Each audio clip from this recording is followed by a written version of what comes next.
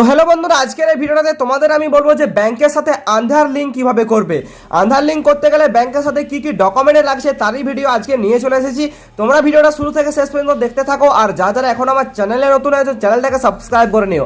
তো দেখতে পাচ্ছ এরকম একটা form, application for linking seeding Aadhaar number, ঠিক আছে। এই ফর্মটি আমার ডেসক্রিপশন লিঙ্কে পেয়ে যাবে, তোমরা ওখান থেকে প্রিন্ট আউট করে বের করে নিতে পারবে এই ফর্মটা। তো দেখতে পাচ্ছ ফর্মটাতে এখানে ফার্স্টে আছে দ্য ব্রাঞ্চ ম্যানেজার, ঠিক আছে। এখানে তোমাদের লিখতে হবে যে তোমাদের যে ব্রাঞ্চটা থাকবে, তোমাদের কি ব্রাঞ্চ, সেই ব্রাঞ্চের নাম লিখে দিতে হবে এবং নিচে লিখে দিতে হবে এসবিআই ব্যাংক। যদি আপনার এসবিআই ব্যাংক হয় তাহলে এসবিআই লিখবে, অন্য কোনো আদার্স ব্যাংক হলে সেখানে আলাদা নাম লিখবে, ঠিক আছে। তারপরে এখানে সাইডে দেখতে পাচ্ছ ডেট, ঠিক আছে। এখানে ডেটটা দিয়ে দেবে, যে ডেটে আপনি এই ফর্মটিকে ফিল আপ করবে তার এই ডেটটা দিয়ে দেবে, ঠিক আছে। আর এখানে দেখতে পাচ্ছ অ্যাকাউন্ট নাম্বার, আপনার যে অ্যাকাউন্ট বইয়ের নাম্বার আছে, ঠিক আছে, পাস বইয়ের সেই নাম্বারটা দিয়ে দেবে।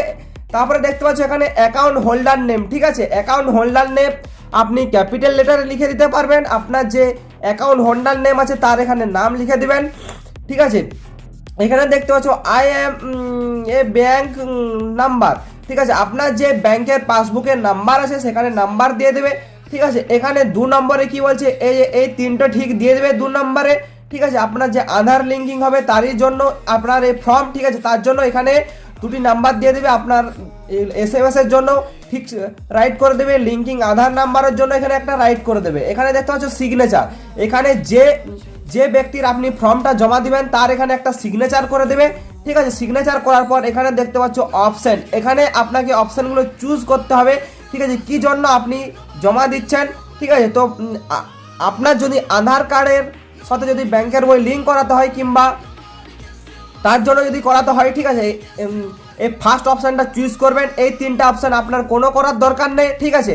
এখানে আপনার অ্যাকাউন্ট নাম্বার লিখে দেবে, আপনার পাসবইয়ের যে নাম্বার আছে সেই নাম্বারটা এখানে টাইপ করে দেবেন, ঠিক আছে। এখানে NPCI মানে হচ্ছে আধার লিঙ্কের জন্য এই ফর্মটি, ঠিক আছে, তার জন্য এই ফার্স্ট অপশানটা, ঠিক আছে। আর এই নিচের এই 3টা অপশান আপনার কিছু করার দরকার নেই, ঠিক আছে। আর এপাশে দেখতে পাচ্ছ নিচে আসছে হচ্ছে নাম, এখানে হোল্ডার নেম লিখে দেবে, যার নামে এটা জমা হচ্ছে তার নামটা লিখে দেবে, ঠিক আছে। ক্যাপিটাল লেটারে নাম লিখবে। মোবাইল নাম্বার, তার যদি কোনো মোবাইল নাম্বার থাকে মোবাইল নাম্বার দিয়ে দেবে। ইমেল অ্যাড্রেসও দিতে পারো, ঠিক আছে। আপনার যদি ইমেল অ্যাড্রেস না থাকে দেওয়ার কোনো দরকার নেই, ঠিক আছে। এখানে কপি আধার নাম্বার, ঠিক আছে, এখানে আপনার আধার নাম্বার টাইপ করে দিতে হবে।